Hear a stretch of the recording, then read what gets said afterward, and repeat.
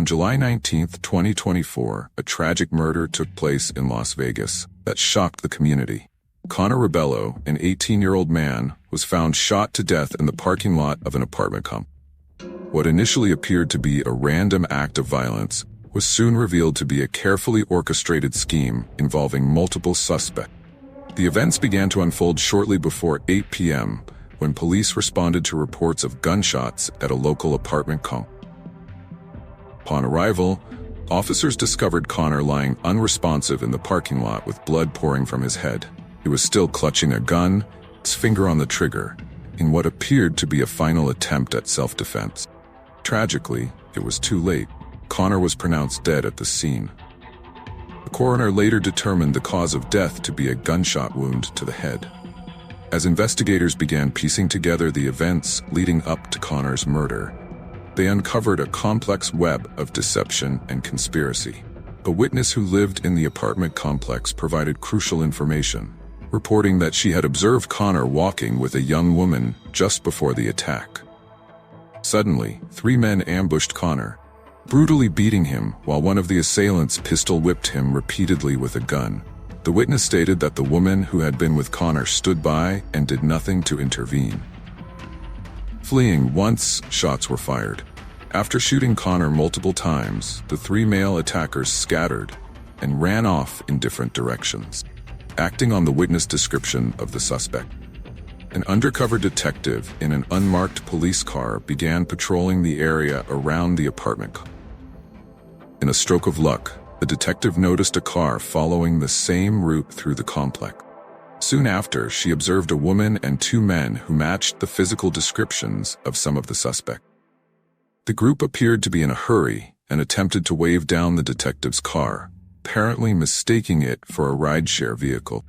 Seizing the opportunity, the detective continued driving while keeping the suspects under surveillance. She watched as they entered the car that had been following her unmarked vehicle. Police then pursued and detained the occupants of the car. Among those taken into custody were 22-year-old Nathan Nava, a relative of his, and 23-year-old Skylar Bailey. During initial questioning, Nathan Nava attempted to distance himself from the crime. He claimed that he and Skylar Bailey, mother of his child, had been hanging out at a friend's apartment in the complex when Connor arrived. According to Nava, 2 other men at the apartment said Connor owed them money and planned to rob him. Nava insisted he wanted no part in the scheme. He alleged that these 2 unnamed men were the ones who attacked Connor, maintaining that he never actually saw a gun during the incident. Nava stated that after the attack, he had asked his relative to send a rideshare to pick up him and Bailey. Skylar Bailey's account differed slightly. She claimed to have met Connor at a party about a month before the shooting. In her version of events, she was walking with Connor when the men suddenly ran up and attacked him.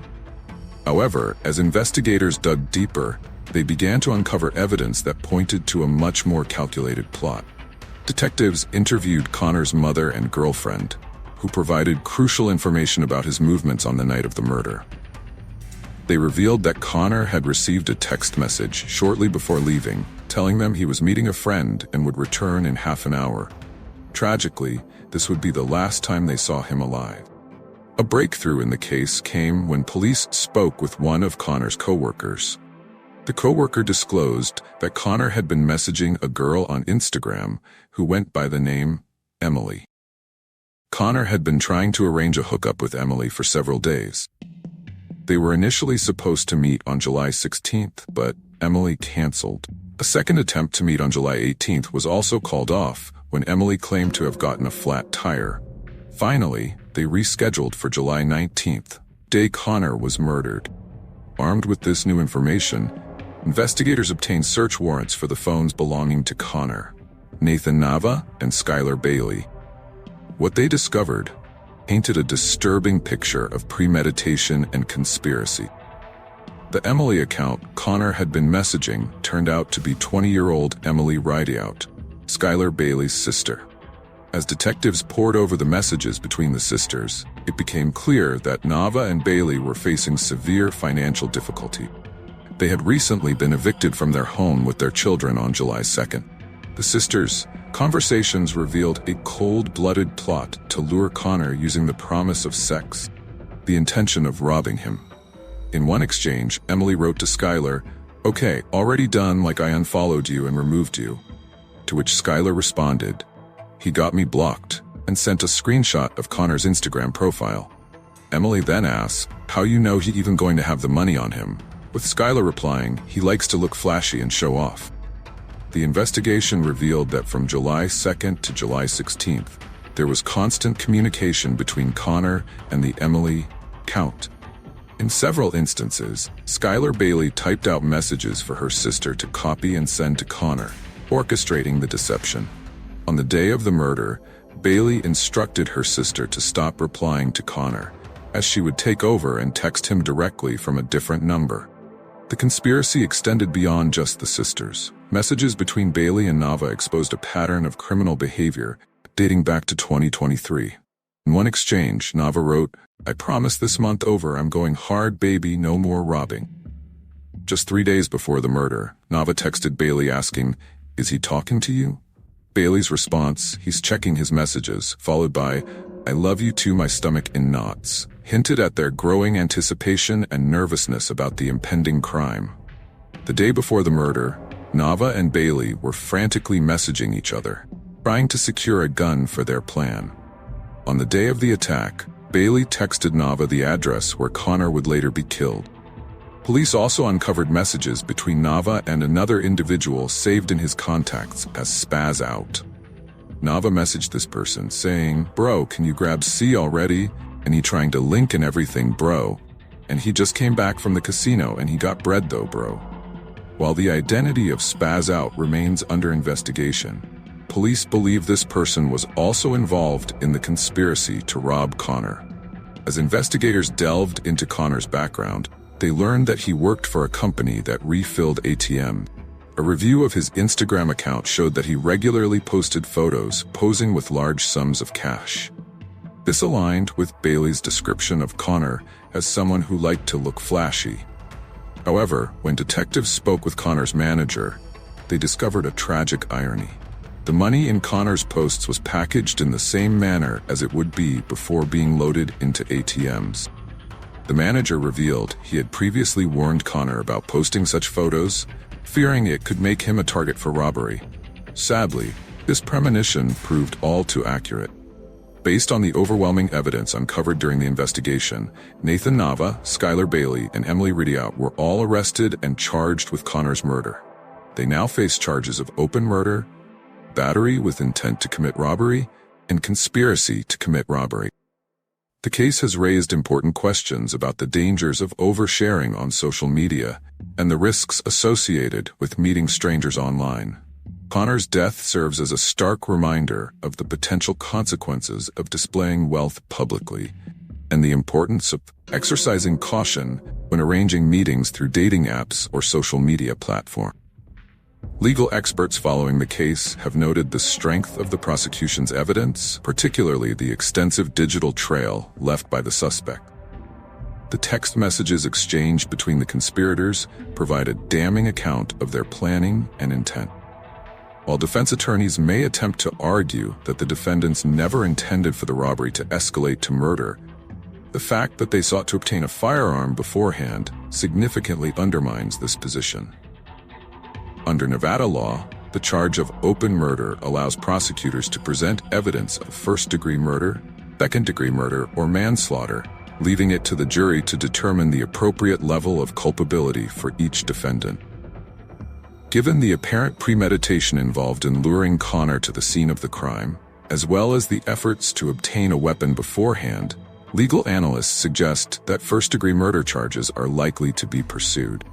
The case also highlights the legal principle that individuals engaged in the commission of a felony can be held responsible for any deaths that occur as a result, even if they did not personally carry out the killing. This means that all three defendants could potentially face the same severe penalties if convicted, regardless of their specific roles in the actual shooting. As the case progresses towards trial, there is speculation about whether any of the defendants might consider cooperating with prosecutors in exchange for leniency.